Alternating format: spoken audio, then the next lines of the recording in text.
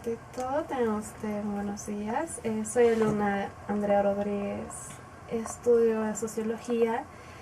Mis compañeros son Rosario, Kendi, Dani y Miguel. Nosotros le vamos a hacer una pequeña entrevista sobre lo que es política. Primero, nos gustaría saber cómo usted define la política. Bien, la política, alguien definió como el arte de gobernar, una definición clásica, ¿no? La política es una ciencia, es la ciencia del gobierno, la ciencia de gobernar. La política para mí es ética y responsabilidad. Para mí la política es democracia. Para mí la política es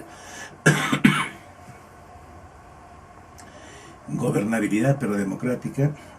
Y es gobernanza también, pero definitivamente en el mundo aún no hay gobernanza, que es un nuevo sistema de gobernar, una nueva forma de administrar el gobierno. No hay todavía. Europa quiso entrar porque ya han nacido, ya no han comenzado a trabajar este concepto de gobernabilidad y gobernanza, pero aún no hay. La política hoy día está en una crisis general, una crisis muy fuerte, y es una crisis estructural sistémica. No es una crisis pasajera. En los años 90, cuando aparece el trabajo del fin de la historia, El último hombre, se dice que se estaba en la parte final de la crisis de la política, la crisis de las ideas, la crisis de las ideologías. Lo que había en aquel momento era la crisis de las ideologías burguesas, de las ideologías de las clases dominantes, y también en cierta forma había una crisis de la ideología socialista, de la ideología marxista en ese momento. Se cae en ese momento los países socialistas, se dice que se cae el último socialismo, pero ya no hay socialismo en ese momento, porque desde los 80 había venido cambiando tanto internamente que cuando se cae el 89 no encuentras más que escombros de lo que fue el socialismo. A partir de ese momento se abre toda una alternativa en el mundo y se comienza a discutir sobre la política. Los únicos que hacían en ese momento política desde el punto de vista de la ciencia eran los sociólogos, pero se abre una nueva ciencia que es la politología. Y la politología viene a ser ya la ciencia de la política, el estudio del gobierno, de las políticas públicas, el arte de gobernar, etcétera, etcétera. Pero la sociología queda con una especialidad que es, digamos, la especialidad histórica nuestra. Cuando nacemos acá como escuela de sociología, el año 63, y entramos la primera promoción en el 65, yo soy de la promoción 67, la tercera, la única especialidad que había era la sociología en la política. Estudiábamos la sociología en ese tiempo para ser dirigentes internos de la Federación Universitaria o del Centro Federado, y una vez salido de la universidad para entrar a un partido político, porque en ese tiempo había sistema de partidos políticos, que después le voy a explicar eso. Entonces, y además estudiabas la sociología con la finalidad de formarte políticamente, porque quien estaba en el FER, que era un frente de izquierda, o quien estaba en el APRA o en la democracia cristiana, tenías que estudiar a fondo y tenías que prepararte, porque la polémica era el pan de cada día. Tú te encontrabas en el centro del patio, por ejemplo, no sé si conocen ustedes lo que es letras en este momento, lo que es educación, lo que era educación, que eran las dos locales, y había una glorieta en el centro, entonces se armaba ahí una polémica, y para eso tenías que estudiar. Entonces tenemos la formación política desde el principio, y además nosotros pertenecemos a una generación política, la generación del 68, que es la generación de la huelga de mayo del 68 de París, 68 de Tañano, cuando los estudiantes de Francia y después a nivel mundial quieren dar una nueva interpretación a la historia, de que los estudiantes, la juventud también puede hacer posible un cambio en la historia de la humanidad. Hasta ese momento, lo único que podía hacer cambio en la historia de la humanidad era la clase obrera, Pero ellos con esta huelga que toman estos principios centrales, y la huelga de París 68 tiene esos principios fundamentales. Y por eso se impacta en todo el mundo, y en todo el mundo va a crear esta situación de que es la generación 68, la generación política. Muy bien, todo esto, y ahora, ¿qué tenemos en el Perú? Hoy día en el Perú, desgraciadamente, estamos asistiendo a una crisis profunda y estructural de la política. Desgraciadamente, ni siquiera la comisión que está funcionando en este momento en el Congreso, que se llama la Comisión de Reforma Electoral, puede salvar lo que está pasando en el país. ¿Por qué? Porque la corrupción ha liquidado toda una generación histórica. Esa generación histórica es la generación que está muriendo ahora, la generación política. ¿Ya? Entonces es necesario, como ha planteado el propio Sinesio López, ha planteado, también sociólogo y político, ha planteado la creación, la construcción de una nueva corriente, de una nueva generación política que sustituya a la que está en crisis. ¿Y por qué está en crisis la actual? No solamente por la corrupción ha liquidado cuatro ámbitos de la política. Ha liquidado a la clase política, entre comillas, todos los políticos han sido infectados por la corrupción. Hoy día, el 90% de la juventud en el país y a nivel latinoamericano cree que no está convencido de no entrar a la política porque la política es corrupción, la política es destrucción. El 95% de la juventud en Latinoamérica dice que no ingresará jamás a un partido político porque está lleno de corrupción. Mírense, primero la clase política muerta, segundo los partidos políticos, tercero la representación política está en crisis porque prácticamente no solamente ya ahora es representación del partido político, sino que viene lo que se llama el voto electoral, el voto electoral, ahorita me voy a acordar el nombre, y con el cual se elige a quien entra a la lista electoral.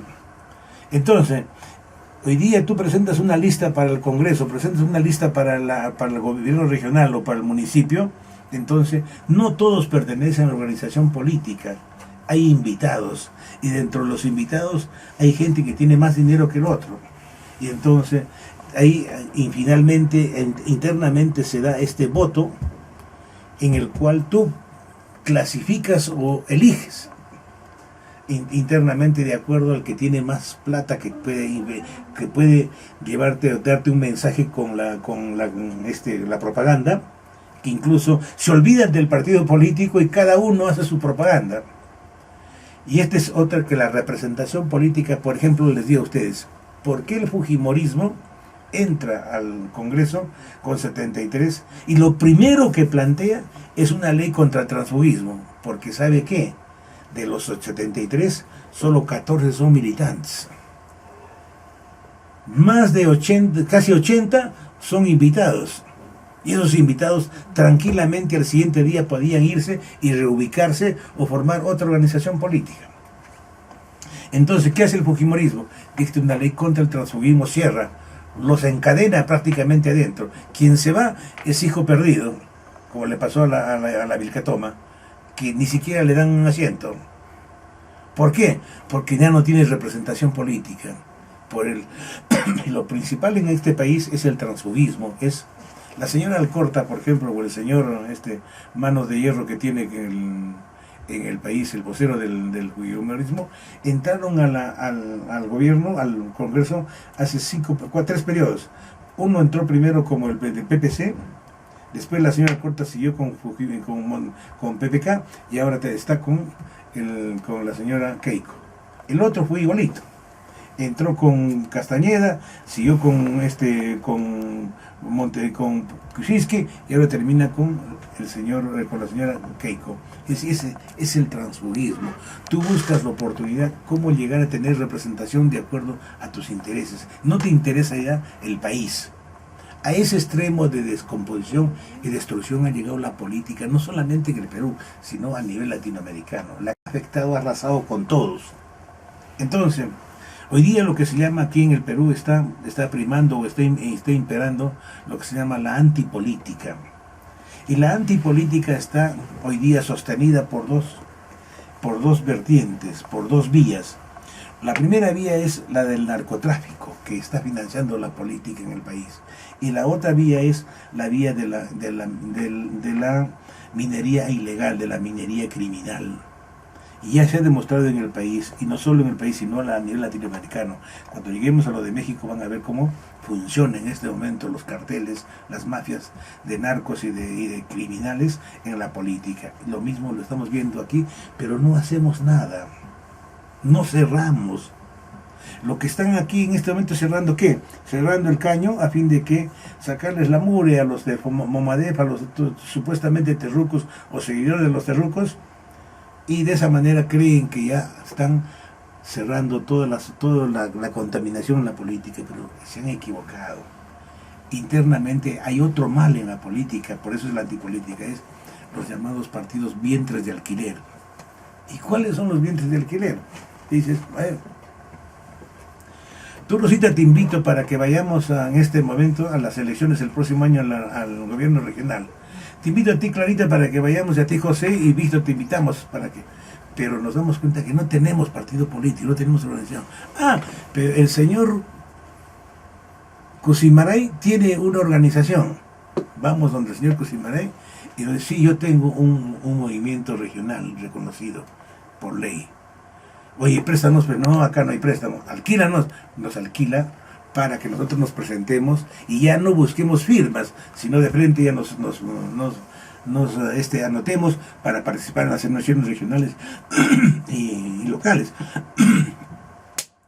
Yo les cuento esto que es verídico porque conozco a uno de ellos, que es un profesor de la universidad del área de literatura. Me dice, en cada campaña electoral, doctor, lo mínimo que recojo es de $60,000, $80,000. Oye, ¿cómo así? Le digo, mi movimiento para el gobierno local, para acá, para Arequipa, para el municipio, cuesta $8,000. Para la región cuesta 12,000. Para Paucarpata cuesta 10,000 porque es más amplio. Para Inahuara, que es más chiquito, cuesta 5,000. Para San Juan de Cartagena se lo regalo, me dice, porque es tan mínima la representación. Entonces yo saco de 60 a 80,000, les presto. Ellos me garantizan de que esté viva mi organización. ¿Recuerdan ustedes lo que le pasó a Guzmán, al candidato, al muchacho ese, al tecnócrata que quiso ser candidato? Se prestó un partido político y cuando le auscultaron adentro, pues tenía una serie de cosas que no funcionaban, que no eran partidos políticos, no estaba en actividad hace mucho tiempo. Entonces este es otro mal que hay en la política, los vientres de alquiler, el transfugismo y hay otras cosas más por ahí que están en la política y que están destruyendo la política y que han liquidado a esta generación. Y lo que tienen que tener claro ustedes es que en el país no solamente es propio del Perú, esto está pasando a nivel continental. La situación es mucho más profunda en Brasil, mucho más profunda en Argentina. Han visto ustedes, son 15 años de lucha de los estudiantes en Chile. Si alguna vez ustedes me escucharon, comenzó con la lucha de los pingüinos, la movilización de los pingüinos. ¿Quiénes eran los pingüinos? El 2005, eran los estudiantes secundarios. Por eso les dijeron los pingüinos, porque el pingüino ha visto que a las justas está comenzando a andar a caminar. Entonces el chiquito puede que de la secundaria y de primaria que salieron a protestar porque querían que la educación sea educación del Estado, no una educación en manos de particulares que les había dejado Pinochet. Desde ahí comienza, y años después comienzan los estudiantes universitarios. Hasta el día de hoy sigue la lucha por la educación en Chile, sigue la lucha contra la corrupción en Brasil. El actual presidente es un golpista. Temer ha llegado ahí mediante un golpe, es un corrupto. El presidente y el del Congreso, de senadores y diputados en la cárcel, fueron los que sacaron a la presidenta de ese momento. En Argentina, el señor Macri es un desgraciado, ahora sí les digo, porque mantiene presa a una dirigente originaria de un pueblo de Jujuy por el único hecho de gritarle al jefe regional de que era un ladrón. Las Naciones Unidas, la OEA, todos han dicho que eso es un encarcelamiento injusto, que debe tener libertad. Milagro Salas, pero no le da. El día 8 de de marzo, el Día Internacional de la Mujer, el día de ustedes, la más grande movilización ha sido la Argentina. Ni una menos con el planteamiento. ¿Saben a quién encarcelado este desgraciado de Macri? A las mujeres. Ha perseguido y ha radicalizado a las mujeres. Un cobarde. Después ha venido la más grande huelga de los trabajadores. ¿Por qué? Porque la situación de lo que estaba en menos de 18 la pobreza ha salido nuevamente de 30%. Hay una desocupación masiva. Producto de que Macri ha aplicado las mismas políticas que nos aplicaron en los años 90 Fujimori aquí. Y que son políticas fracasadas.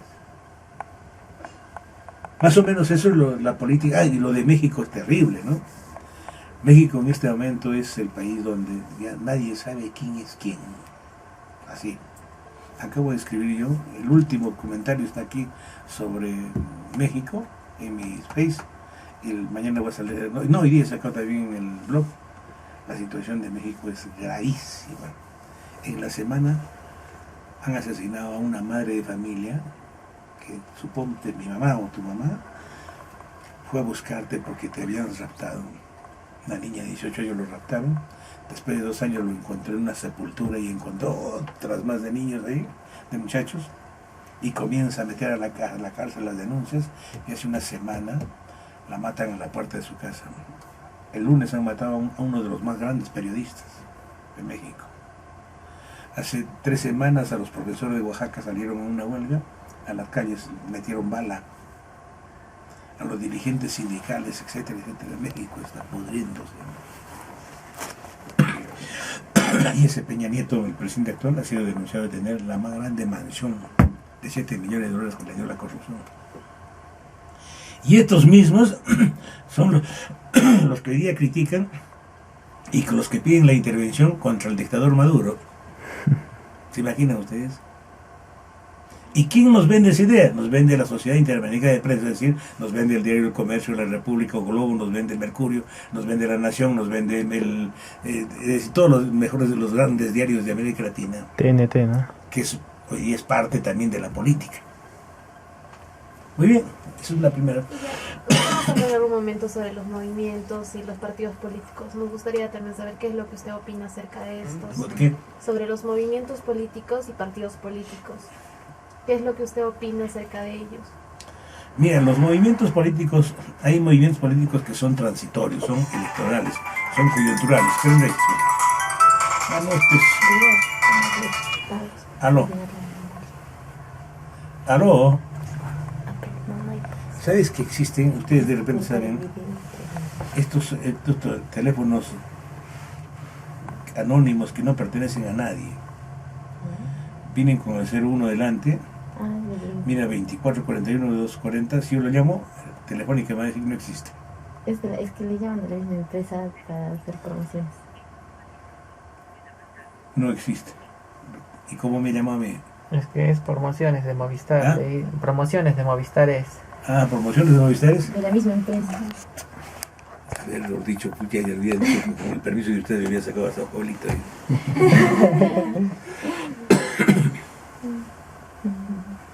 Bueno, fíjense, ya, en cuanto a los movimientos y los partidos políticos,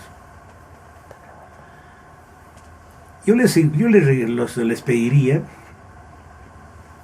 que sigan aquí en el Facebook. Hace 3 días he sacado yo en mi primer planteamiento sobre la reforma política. ¿Qué entiendo yo lo que debe contener la reforma política actual que están trabajando en el Congreso? He hablado de 3 principios ahí, de sistema de partidos políticos, de democracia de partidos políticos, y he hablado de representación política, entrando a la legitimidad, dejando 3 otros conceptos para el siguiente que mañana lo voy a sacar. ¿Ya? Yo tengo que trabajar esto, les digo, el Facebook. ¿Saben por qué? Porque hay 2.600 seguidores que te exigen. Y la otra parte que tengo, que me creó algunos de los muchachos ustedes, que solamente está con el de aquí, le tengo que pasar al otro, a fin de que contentar, porque igual que ya les dije a ustedes, 4 de la mañana Yo estoy trabajando ya, así enfermo o no enfermo, estoy trabajando. Porque en este momento mis dos máquinas están ocupadas por mis dos nietos, como están de vacaciones, son los seguidores de ellos. Entonces tengo que trabajar en la mañana y ahora sí les puedo hacer, mírense, un movimiento político puede ser coyuntural o puede ser histórico, es decir, que dure en el tiempo.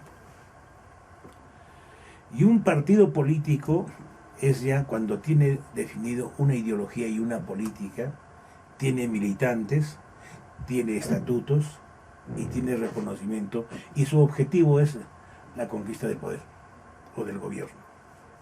Para eso se forman.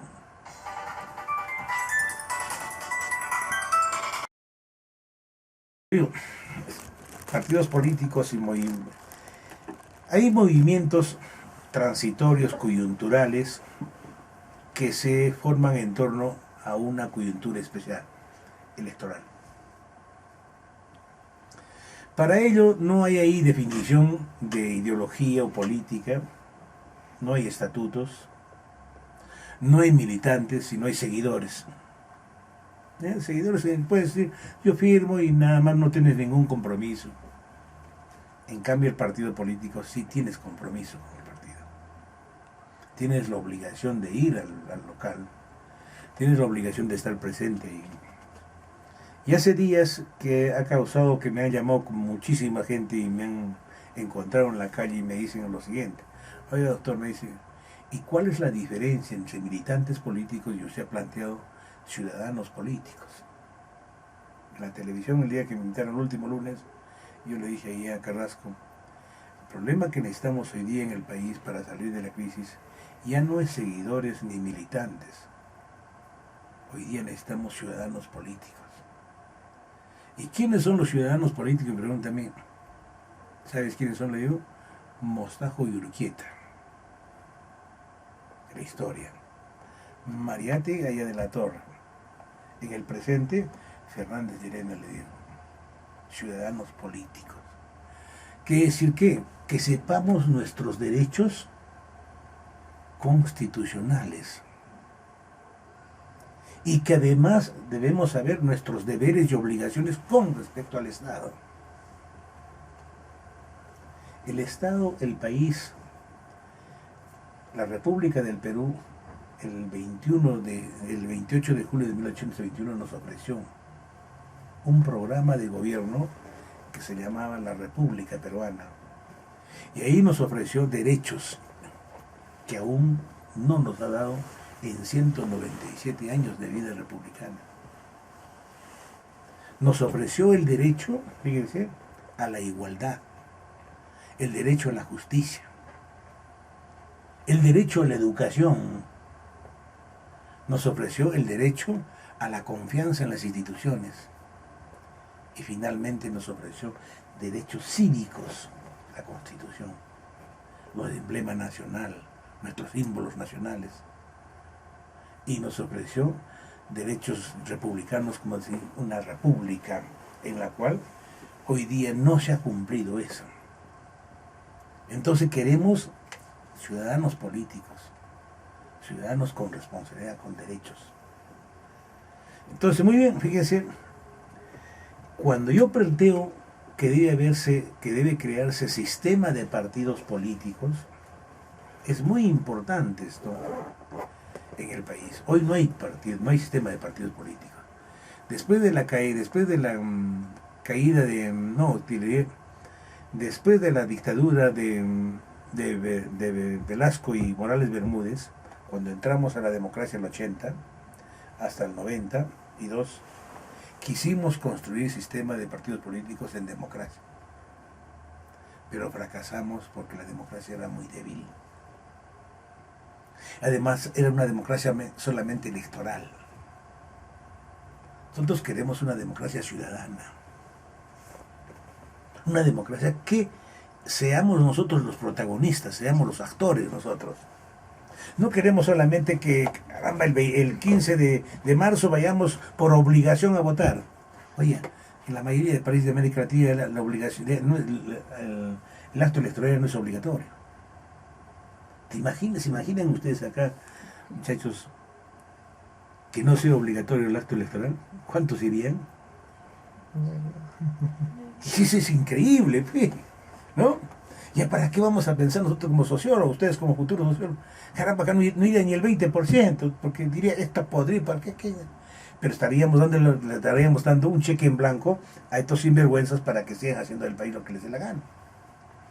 Entonces, para eso, para revertir esa realidad, es necesario crear el sistema de partidos políticos.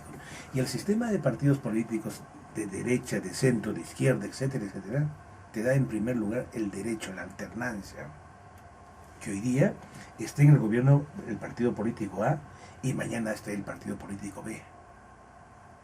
Entonces, y eso te va a llevar a qué? A que tengas que plantear políticas públicas a mediano y largo plazo. Por favor, esto me olvidé en la anterior entrevista. Políticas públicas de mediano y largo plazo. ¿Por qué? Porque estamos eternamente nos hemos quedado aquí en las políticas públicas del momento, coyunturales. Solo trabajamos para el día. ¿Ya? ¿Por qué? Pues viene el gobierno último y dice vamos a trabajar en función del bicentenario. Uy, mírense, por favor, ustedes conocen la salida de lo que está pasando en Uchumayo. Hace 20 años ese pata que hizo la salida de Uchumayo no pensó en Arequipa que íbamos a ser más de 1,5 millones. Pensó solamente en el día, la solución que daba la salida ese día. Yo recuerdo cuando hicieron la vía aquí, la que está junto al río, la carretera, la salida esa, ¿qué se llama? La calle esta que está junto al río, pasa los 2 puentes por abajo. La Marina. Oye, lo querían matar al alcalde en ese tiempo. Se oponían todo el mundo. Caramba, el río se lo va a llevar. ¿Para qué sirve eso? La Marina no sirve para nada, por gusto. Y todos los criticaban, un año después fueron a chupar el día de la inauguración. No hay perspectiva. Por eso les digo, alternancia en el gobierno, pero con políticas a mediano y largo plazo. Les pongo un ejemplo. Finlandia, país pequeñito en la parte norte de Europa. El año 60-62 se planteó una política a 50 años, la política educativa.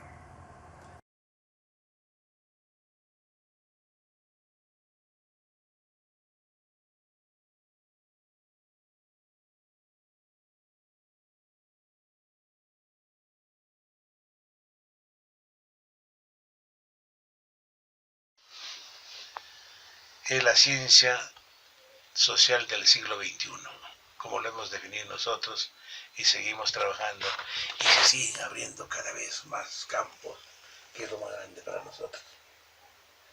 Y ustedes tienen la gran oportunidad de aprovechar, están en una etapa en la cual anteriormente nosotros buscábamos trabajo, ahora nos buscan, pero tienen que estar bien capacitados. Seminario que haya, vayan. Conferencia que haya, vayan. Es lo importante. Cuando gusten ustedes me dicen, doctor, queremos que una conferencia, un conversatorio con nosotros allá, me avisan con anticipación, voy. Siempre y cuando no esté por ahí el Chino Fuentes. Ya, eso sería todo lo que les diría. Sí, tendría una última pregunta, en realidad serían dos. Respecto a lo que se vive ahora en el Perú, con lo que Alberto Fujimori está en la cárcel y últimamente ha estado teniendo enfermedades, ¿no? Ha estado yendo a la clínica, regresando y todo así. Sus 2 hijos están como que pidiendo que se le dé un indulto, un habeas corpus, para que él pudiese salir. Pero, ¿qué opina usted acerca de eso? Y también, ¿qué opina acerca de la condecoración que se les ha dado a los miembros de Chavín de Huántar como héroes de la democracia, cuando se sabía que en ese entonces, o en esa época, en los 90, se vivía una época de dictadura? ¿Sabes qué? Para deslindar y en ese momento no me acusan de nada, yo dije lo siguiente públicamente. Los comandos de Chavín de Huántar merecen mis respetos. Nada más. Y no insistieron, ¿eh? Porque hay una serie de carniceros en política y en los medios, te digo así, que me han exigido cuántas veces que me pronuncie sobre Venezuela, pero yo les he puesto como condición que si quieren que les explique de Venezuela, tienen que escucharme por lo menos siquiera una hora para deslindar políticamente qué es lo que está pasando en Venezuela, políticamente. No venir a llorar acá, ni decir, ¿sabes que están masacrando, están los muertos? No, eso es lo que nos venden los diarios. Bueno, en relación a lo que me preguntas, yo he formulado una pregunta, he dicho la pregunta de los 3 millones de dólares. Los diarios han concentrado toda la información y todo lo que viene al aspaviento acerca de la libertad de Fujimori. El presidente igual. Y por favor, ¿le han preguntado por casualidad a los familiares de las víctimas?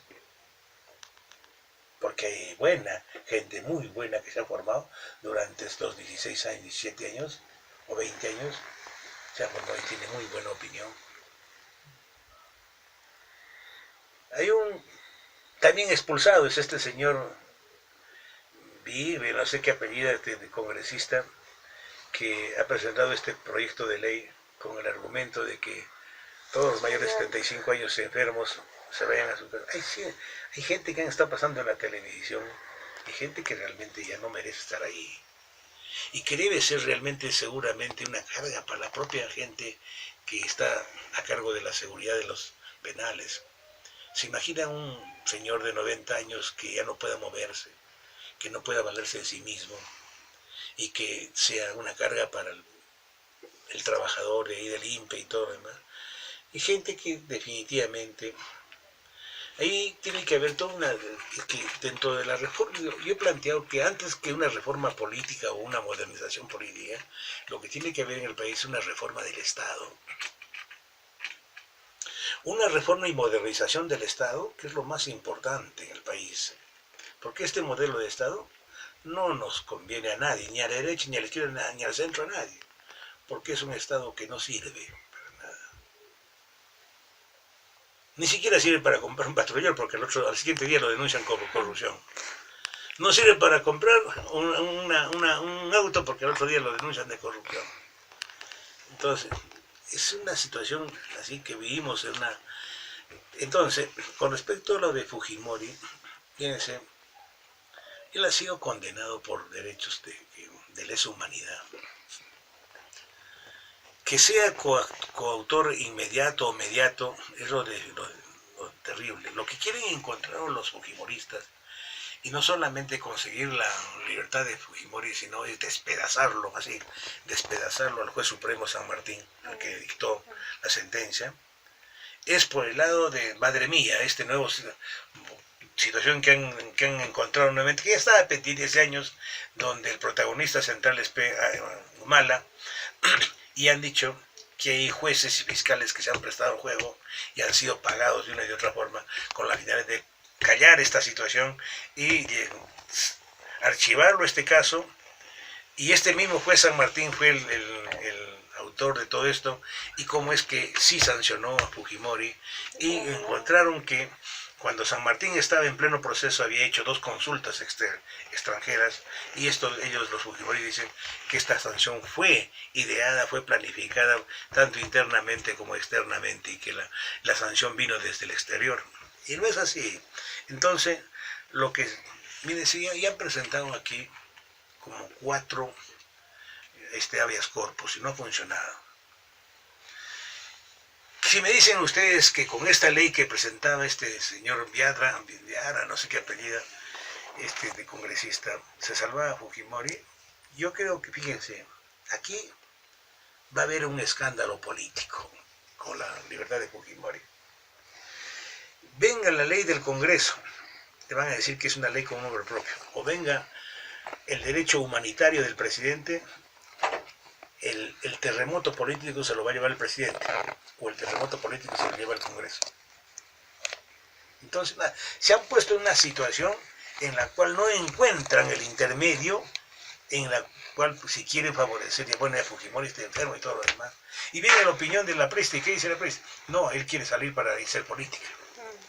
Para hundirla a la hija o levantarla a la hija o para poder al pulpín ese del hijo que no sabe dónde se ha parado y de esa manera quitarle el liderazgo que de este tiene la señora Fujimori. Entonces se ha planteado ahí una situación muy escabrosa, muy negra, interna, en la cual al final los medios de comunicación son los grandes favorecidos, ¿no? Y aquí los que tienen la palabra, ¿no? Pero mira, para mí la situación ya cumplí la mitad de la y unos años más, pero debe tener compañeros ahí, ¿eh? Parece que han estado ampliando la DOES con la finalidad de que vayan unos nuevos compañeros. Ahí deben estar ya los presidentes que han seguido.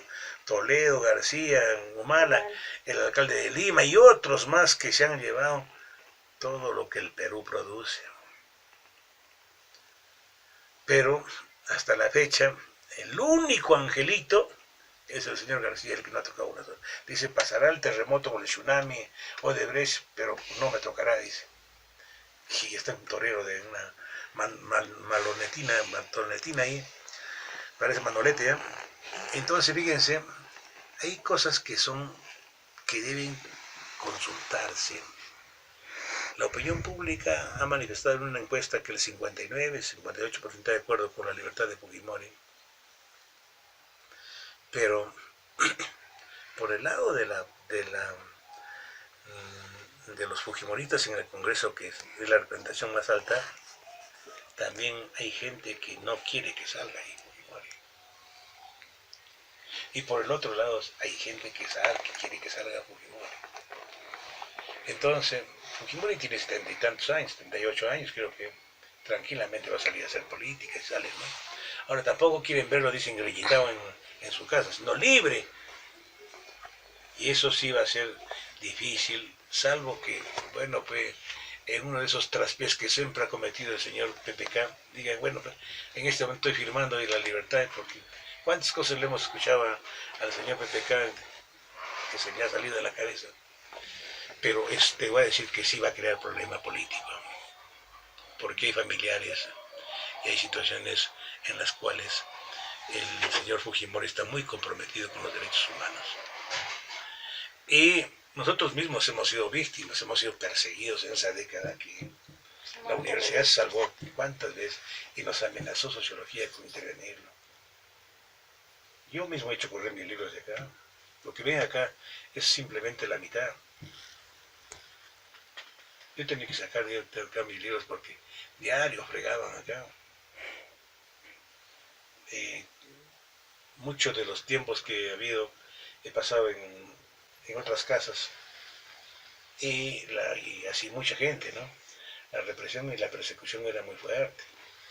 Pero de todas maneras me daba libertad para salir a las radios y seguir fastidiando, ¿no? Y fastidiando, ¿eh? Por eso participé activamente en todos los colectivos. Yo lavaba la bandera en la plaza pública acá en Arequipa y en Lima, para la caída de Fujimori. Por eso a nosotros, cuando digo yo, a nosotros nos cuesta haber recuperado la democracia. Y esta democracia con todos los errores, así, con todos los errores que tiene, tenemos que defenderla, porque nos permite esto, que es la libertad de expresión, la libertad de opinión. Y la libertad de opinión, digamos, es la fortaleza central de la democracia. Eso es lo más importante y eso no podemos renunciar, ni venga el socialismo, venga la derecha, venga la extrema izquierda, venga quien venga, pero lo que tenemos que defender nosotros es el derecho a la libertad de expresión. Es que es el derecho humano, es el derecho universal, que te permite ser humano, te permite la vida. Y eso creo que están defendiéndolo en todos sitios en este momento. Muy bien, muchachos. Muchas gracias, eso era todo. ¿Quieres que le dé un mensaje? Un mensaje para todos los chicos, compañeros también. Voy a encontrar igual. Bueno, fíjense, muchachos, un mensaje. Primero saludar a la profesora Alison. Saludo, Alison. Muy bien que estés dictando el curso de política, una nueva especialidad.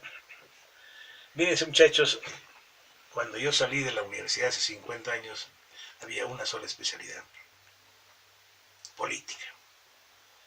Quien nos dio el primer golpe así en la nuca, en la sociología, fue el gobierno de Velasco. Recuerdo que inmediatamente triunfó la revolución y nos pidieron sociólogos para las comunidades campesinas, sociólogos para las comunidades agrarias, comunidades industriales, sociólogos para la educación, sociólogos para el SINAMO, sociólogos para el sindicalismo, sociólogos para, es decir, cantidad de gente, de profesionales, abrieron las puertas del mundo. Lo mismo tuvimos que hacer en la escuela, modificar la currícula en ese tiempo, en los 70, y entrar pues, en este proceso de transformación. Igualmente, la globalización nos trajo sorpresas y nos trajo novedades con nuevas modificaciones, nuevas aperturas, nuevas especialidades para la sociología. El nuevo milenio, especialmente el cambio de época histórica a partir de la crisis del 2008, nos trae otro conjunto de especialidades donde nunca antes habíamos estado. Nunca nos dejaron entrar nosotros en el sector minero. Aquí en Arequipa se han realizado las convenciones mineras. Si ustedes alguna vez revisan la primera hasta la octava convención minera, o quinta creo, nunca hubo un sociólogo. Y a partir de los años 2005, 2006, cuando comienza la especialidad del ordenamiento territorial, cuando comienza la especialidad de la sociología ambientalista, ahí entran los sociólogos. Y hoy día, para mí es un mérito, diré, y una cuestión de ética y de responsabilidad, y un mérito, que casi a diario recibo la consulta de todos los que están trabajando en estos sectores. Doctor, una consulta sobre esto, sobre este otro. Y siempre conectados con ellos y siguen el trabajo. Y lo que más para ustedes, para las damas, ¿no? Que ha sido todo un boom a nivel internacional, la sociología del cuerpo, ¿no? Donde se han creado cerca de 20 especialidades. La sociología del cuerpo en cuanto a la sociología de la mujer en el sector laboral, la sociología de la mujer en el sector del arte, el sector de la educación, el sector de la salud, el sector de la justicia, en el sector de la, ¿cómo se llama esto?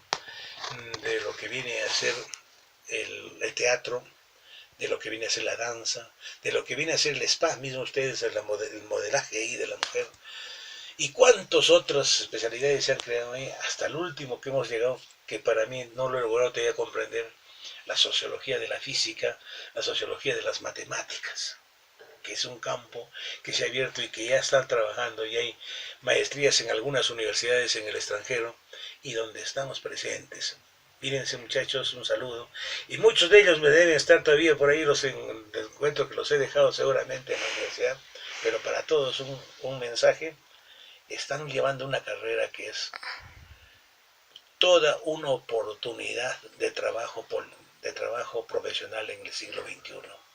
Siéntanse seguros, el sociólogo nunca nos han visto de la frente para abajo, siempre hemos estado arriba y siempre hemos sido en los que hemos sido protagonistas de dar nuestra opinión, pero opinión fundamentada, opinión que tenga base, que tenga fundamento, porque esa es la formación que nos dan y le siguen dando en nuestra universidad.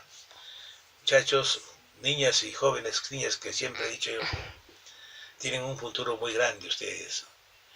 Consoliden, fortalezcan la escuela, y ya, para este año, esta década deben ser ya convertidos en facultad. Recuerden que yo he dejado el estudio completo, donde está el doctor Varguitas, el doctor Salas, los demás, yo les he dejado, la misma Alison también estaba en la comisión, el estudio completo de lo que iba a ser facultad, la facultad de Sociología y Ciencias Políticas. He hecho el estudio de toda una comisión que hemos dejado ahí, y con la cantidad de alumnos que ya deben ustedes estar por los 500 y quizás más, ya debe ser facultad. Y las mismas exigencias. Miren, si esta otra facultad que ha aparecido nueva, que se ha separado de contabilidad, que es gerencia, ¿no? Ya se han abierto cuántas escuelas hay, especialidades. Nosotros tenemos, y había dejado con 5 especialidades en ese momento. Sociología, una, Sociología Ambiental 2, Gobernabilidad y Descentralización 3, había dejado con la cuestión otra de políticas públicas y ¿cómo era? Descentralización la otra, y ciencia política 5, y dejando 2 en estudio. Ya es el tiempo en que creamos facultad. Ahora hay autoridades que están a favor de eso. En aquel tiempo teníamos un rector que se oponía a todo lo que era cambio de transformación, y además cuando llegó a saber que la reforma la había planteado yo, me dijo, no, ahí como lo que propone ese señor no hacemos nada. Y era el tiempo de Medina, un tipo que ha destruido la universidad. Con todos ellos, un saludo, que tienen un mundo que ganar ustedes, y ese futuro es de ustedes. Ese futuro les pertenece porque la sociología hoy día nos abre grandes campos, aún no descubiertos por nosotros mismos y que siempre están presentes. Y termino con lo siguiente. Hace 2 meses o 3 meses me encontré con un muchacho también sociólogo y me dice, doctor, sociología, exigen mucho más preparación a sus maestros, y de esa manera la sociología va a ser la gran competidora en las ciencias sociales y las ciencias políticas en el siglo XXI. Un saludo para todos ustedes, muy buenos días con todos ustedes.